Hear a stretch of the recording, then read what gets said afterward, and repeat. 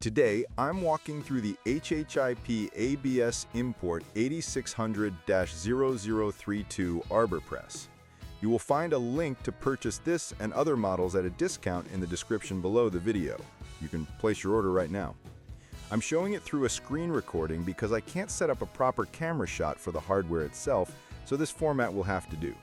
Still, the goal is to give you a clear sense of what this press offers and where it falls short.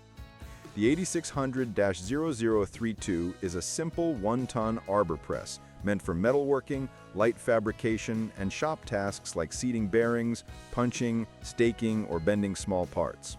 Did you know that the best discounts on Amazon last only a few hours? That's why I launched 2 channels where I publish the highest discounts on Amazon products in real time every day. Follow the link in the description and subscribe to our Threads and Telegram channels right now to consistently save money on your everyday purchases. There's nothing fancy about it, and that's both a strength and a weakness.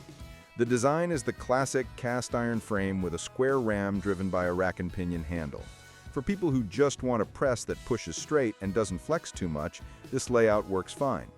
And at 1 ton, it's enough for small assembly work, but it's not something you use for heavy forming or stubborn press fit jobs. The build is pretty solid for this class. The casting usually feels chunky and stable, and the base has decent mass so it doesn't rock around. But depending on the unit, the finish can look rough.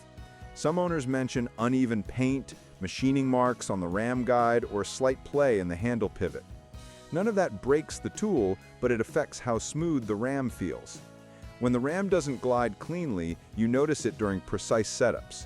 A quick cleanup with a file or some lube usually helps, though it shouldn't be necessary on a new tool.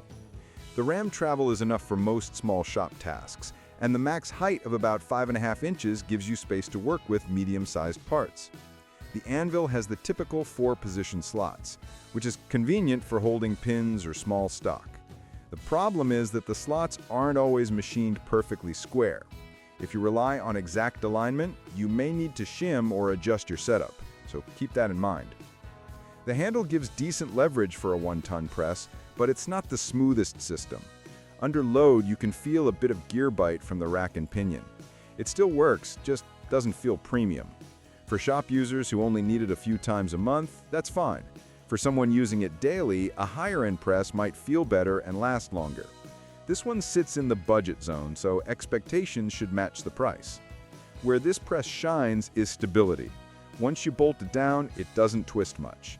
The frame handles moderate force without obvious deflection. If all you need is a reliable push for bushings, pins, or light forming, it gets the job done. But if your workflow depends on precision repeatability, you'll notice the limitations faster. It's good for hobby machinists or small workshop setups, less ideal for demanding production tasks. The biggest plus is value. For a 1-ton press that holds up under normal shop use, it's affordable and accessible. The downsides are mainly in the fit and finish and the need for a little tuning. If you're okay with that trade-off, it's a solid starter press. If you want cleaner machining and smoother action out of the box, you may want to look at pricier brands. That's the overview. If this helped, hit like and subscribe so you don't miss the next breakdown.